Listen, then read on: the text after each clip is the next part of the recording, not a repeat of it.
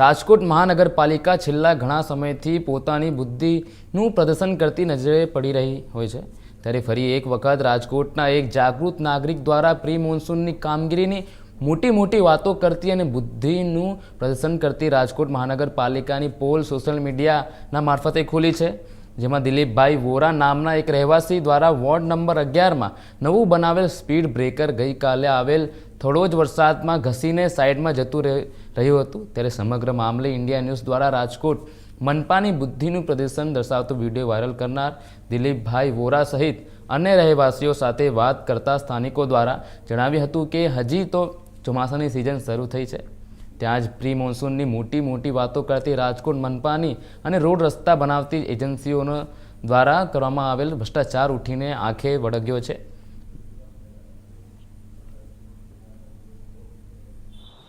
હાલ ચોમાસાની સિઝન શરૂ છે ત્યારે રાજકોટ મહાનગરપાલિકા આખા રાજકોટમાં ક્યાંય પણ પાણી નહીં ભરાવા દે અને પ્રી મોન્સૂનની કામગીરી એક જબરદસ્ત તરીકેથી કરી છે તેવું દાવો કરી રહી છે, પણ ક્યાંક ને ક્યાંક આ દાવાને રાજકોટની જ જનતાએ ખુલ્લો પાડ્યો છે અને રાજકોટ મહાનગરપાલિકાના પદભ્રષ્ટ નેતાઓની પોલ ખોલી છે। ત્યારે આપણી સાથે એક વિડીયો વાયરલ કર્યો છે, એ નાગરિક છે જેમને રાજકોટ મહાનગરપાલિકાની પોલ ખોલી હતી, ત્યારે આપણે એમની સાથે વાત કરીશું શું સમગ્ર વિગત છે, કયા વિસ્તારમાં તે રહે છે અને શું સમગ્ર ઘટના બની છે।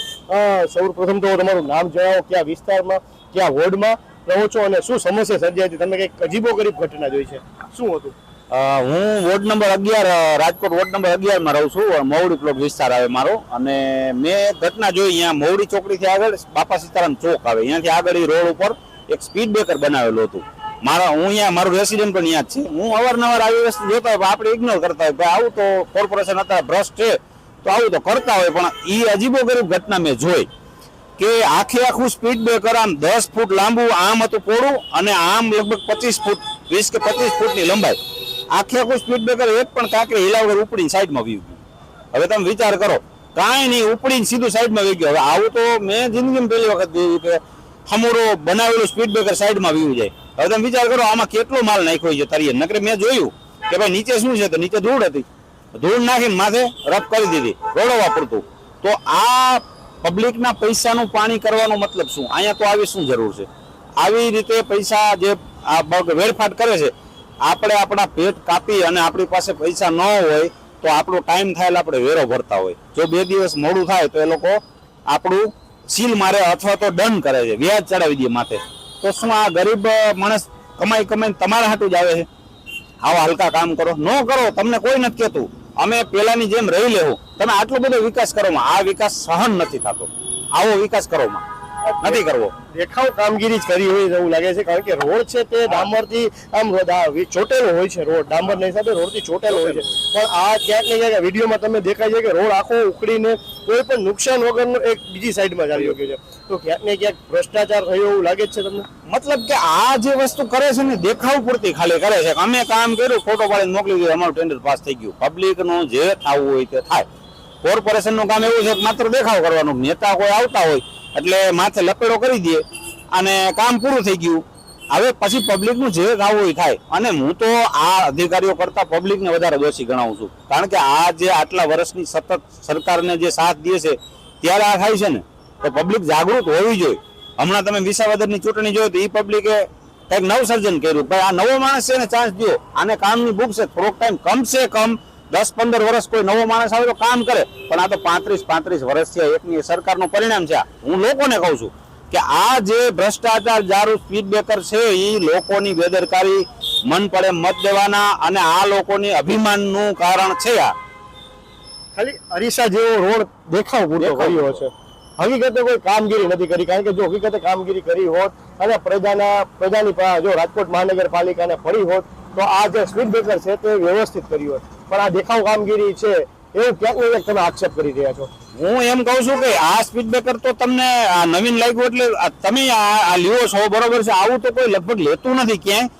આ વસ્તુ જે રહી ને એ આખા વિસ્તારમાં અમારા 11 નંબર 12 નંબર, હજી તમે 18 નંબર વોર્ડમાં તો તમે જાઓ શું હાલત છે, ત્યાં તમે એક લપેડો કરીને મૂકી દે, એક હિરોઈનના ગાલ જેવા રોડ શરૂઆતમાં બનાવતા હોય, પછી અમારે યાદવ બાપાનો ઓમપુરી જેવા હાલ થઈ જાય, લીહોરી ઓલા હાલ થઈ જાય, ત્યાં મોટરસાયકલ તો શું તમે હાલીને જાઓ ને તોય પડો, ક્યારેક ક્યારેક એવું બને કે તમે હાલીને જાઓ ને આ લેડીઝ શાક બકાલો લેવા જતી હોય ને થેલી હોતી પડે.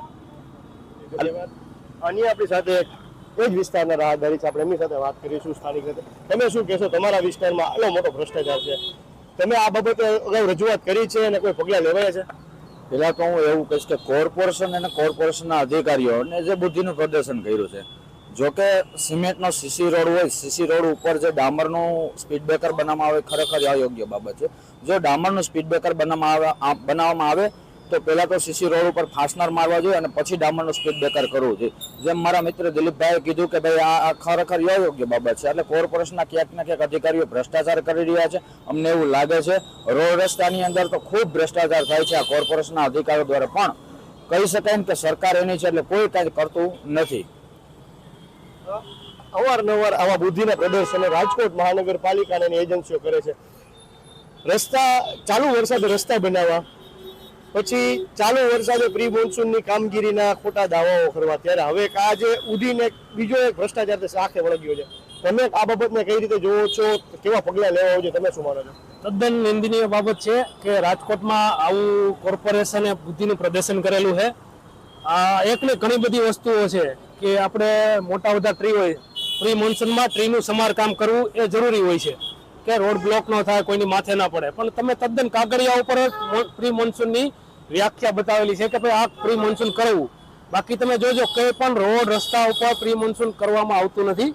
તદ્દન ખોટી વાત છે. જે આ સ્પીડ બ્રેકર એક પોર્ટેબલ સ્પીડ બ્રેકર બનાવવું એવું જાહેર થઈ ગયું કે ભાઈ જરૂર હોય ત્યારે લગાવી દેવાનું, પછી નિકાળી દેવાનું. એ પોર્ટેબલ સ્પીડ બ્રેકર છે.